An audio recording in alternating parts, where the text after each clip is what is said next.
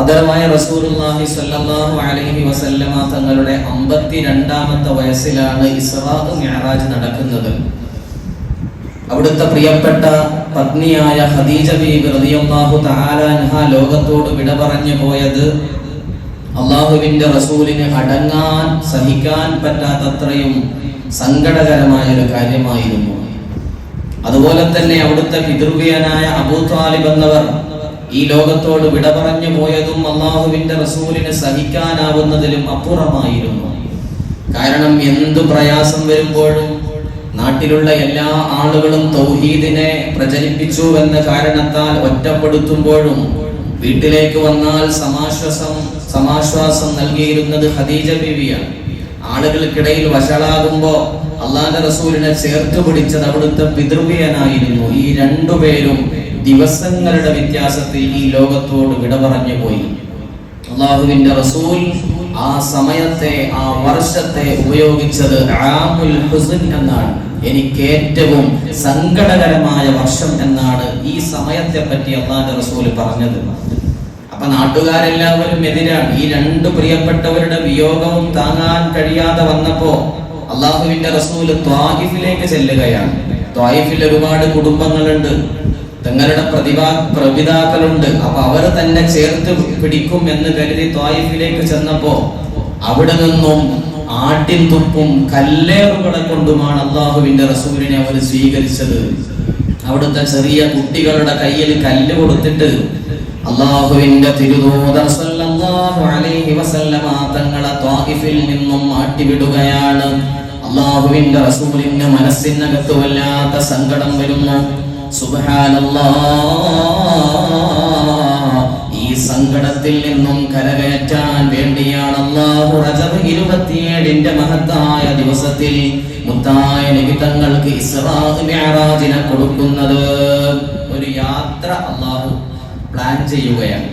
ഇസ്റാ എന്ന് പറഞ്ഞാൽ സുബ്ഹാനല്ലദീ അസ്റാ ബിഅബ്ദിഹി ലൈലൻ മിനൽ മസ്ജിദിൽ ഹറാം, മഹത്തായ വിശുദ്ധമായ മസ്ജിദുൽ ഹറാമിൽ നിന്ന് മസ്ജിദുൽ അഖ്സയിലേക്കുള്ള പ്രയാണത്തിനെയാണ് ഇസ്റാ എന്ന് പറയാം. മക്കയിൽ നിന്ന് ബൈത്തുൽ മുഖദ്ദസിലേക്ക് അല്ലാഹുവിന്റെ റസൂലിനെ കൊണ്ടുപോയതിനെ ഇസ്റാ എന്ന് പറയുന്നു. ആ ബൈത്തുൽ മുഖദ്ദസിൽ നിന്ന് മസ്ജിദുൽ അഖ്സയിൽ നിന്ന് അല്ലാഹുവിങ്കലേക്ക് 7 ആകാശവും കടന്നു പോയതിനെയാണ് മിഅ്റാജ് എന്ന് പറയുക. അല്ലാഹു സുബ്ഹാനഹു വ തആല മുത്തായ നബി തങ്ങളുടെ ആ വേദനയിൽ നിന്നും സംരക്ഷണം കൊടുക്കാനാണ് ഈ യാത്ര പ്ലാൻ ചെയ്യുന്നത്. സുബ്ഹാനല്ലാഹ്, ജിബ്രീൽ അലൈഹിസ്സലാത്തു വസ്സലാമാണ് ബുറാഖ് എന്ന് പറയുന്ന വാഹനവുമായി കടന്നു വന്നത്.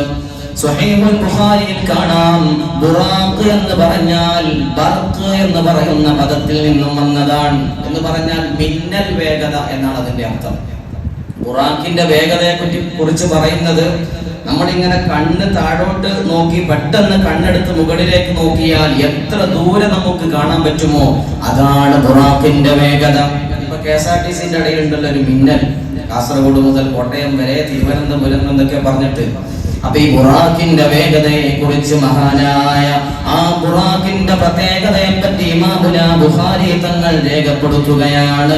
ഫൗഖൽ ഹിമാരി ദൂനൽ ബഗൽ, അത് കുതിരയോ അല്ല കഴുതയോ അല്ല. കുതിരന്റെ അത്ര വലിപ്പമില്ല, കഴുതനേക്കാൾ താഴേക്ക് പോയിട്ടില്ല, അതിനിടയിലുള്ള ഒരു മൃഗമാണ്.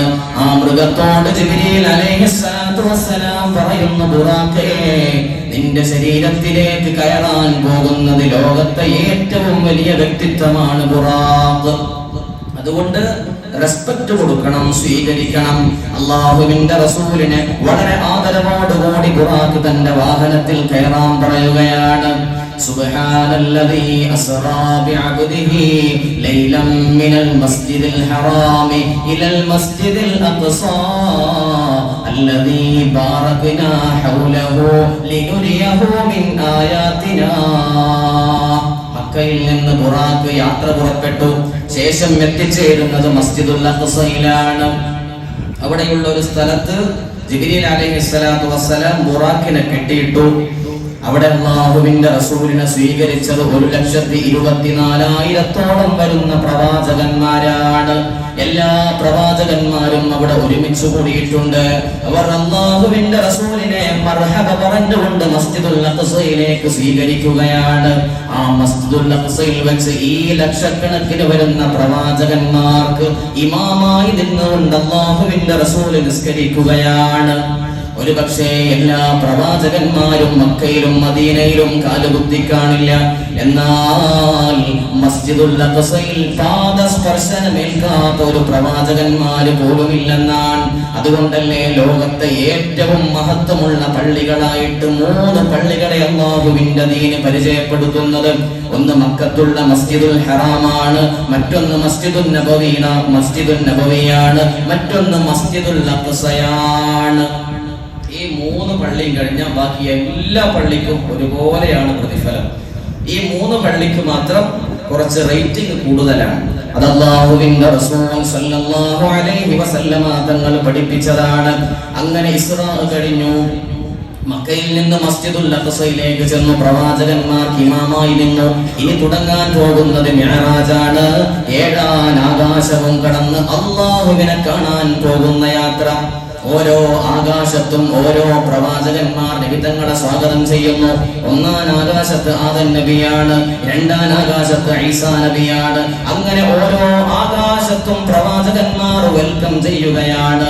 ആകാശ ലോകത്ത് വല്ലാത്ത മനോഹാരിത പകിറക്കുകയാണ്, പടരുകയാണ്. അവസാനം അല്ലാഹുവിന്റെ റസൂൽ മിഅ്റാജിന്റെ രാത്രിയിൽ സ്വർഗ്ഗം കണ്ടു, നരകം കണ്ടു.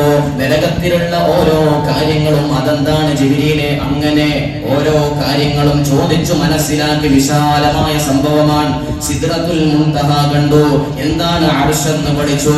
ഓരോ കാര്യങ്ങളും ജിബ്രീൽ അലൈഹിസ്സലാത്തു വസ്സലാമിനോട് ചോദിച്ചു മനസ്സിലാക്കി. അവസാനം ഒരു സ്ഥലത്തെത്തുമ്പോ ജിബ്രീൽ അലൈഹിസ്സലാത്തു വസ്സലാം നബിതങ്ങളോട് പറയുന്നു, യാ റസൂലല്ലാഹ്, ഇത്രയും നേരം നിങ്ങളുടെ കൂടെ ഒരു ഗൈഡ് എന്നതുപോലെ പറഞ്ഞു തരാൻ ഞാനുണ്ടായിരുന്നു. ഇനി അങ്ങോട്ട്